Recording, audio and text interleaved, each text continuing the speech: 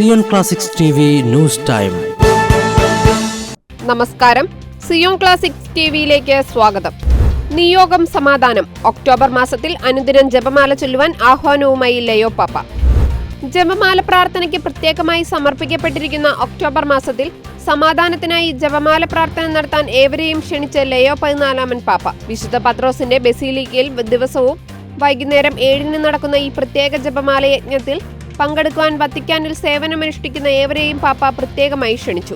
2ാം Vatican council ആരംഭിച്ചതിന്റെ വാർഷിക ദിനാചരണമായ October 11-ന് വൈകുന്നേരം 6 മണിക്ക് വിശുദ്ധ പത്രോസിന്റെ ചത്വാരത്തിൽ പ്രത്യേകം ജപമാല പ്രാർത്ഥന നടക്കും.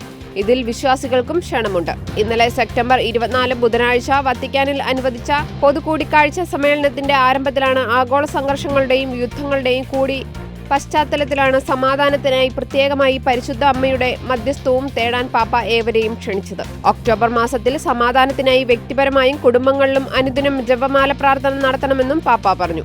എല്ലാ ദിവസങ്ങളിലും വൈകുന്നേരം 7 മണിക്ക് വിശുദ്ധ പത്രോസിന്റെ ബസിലിക്കയിൽ നടക്കുന്ന ജപമാല പ്രാർത്ഥനയിൽ പങ്കെടുക്കാൻ വത്തിക്കാൻ സേവനമനുഷ്ഠിക്കുന്ന ഏവരോടും പങ്കുചേരണമെന്ന് പാപ്പ പ്രത്യേകമായി ആഹ്വാനം ചെയ്തു.